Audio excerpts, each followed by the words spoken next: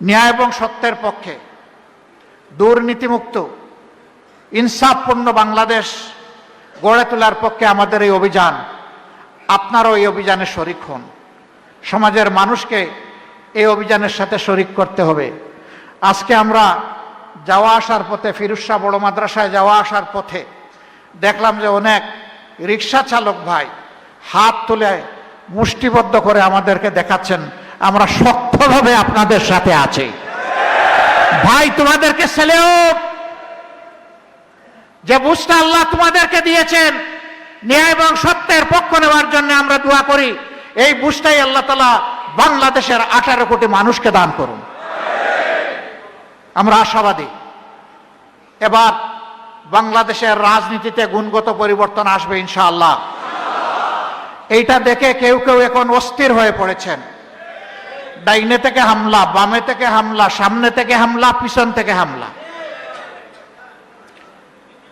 AI দিয়ে বিভিন্ন ছবি বানিয়ে আমাদেরকে কলঙ্কিত করার চেষ্টা করছেন।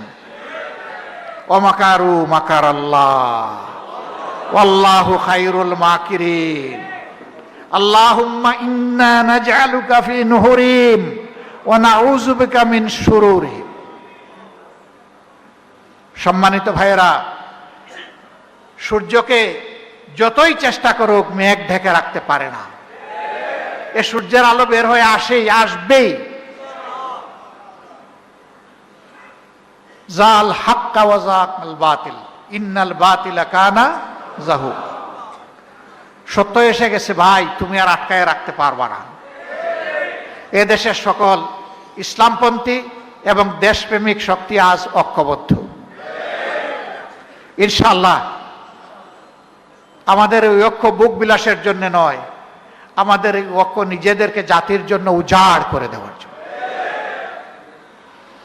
এই জন্য আমরা ঘোষণা করেছি জনগণের তহবিল থেকে আগামীতে যদি আল্লাহ তাআলার মেহেরবানিতে এবং জনগণের ভালোবাসায়, সমর্থনে, ভোটে, ম্যান্ডেটে এই শক্তি যদি দেশ সেবার সুযোগ পায়, তাহলে জামাতে ইসলামীর থেকে নির্বাচিত সংসদ সদস্য এবং মনোনীত সম্মানিত মন্ত্রীগণ আগামীতে সরকারি কোনো প্লট গ্রহণ করবেন না। ট্যাক্সবিহীন কোনো গাড়ি কিনবেন না। গাড়ি কেনার টাকা যদি পর্যাপ্ত না থাকে রিক্সা চড়বেন। এখন যেভাবে চলেন তখনও সেভাবে চলবেন। এখন যেভাবে জীবনযাপন করেন তখনও করবেন।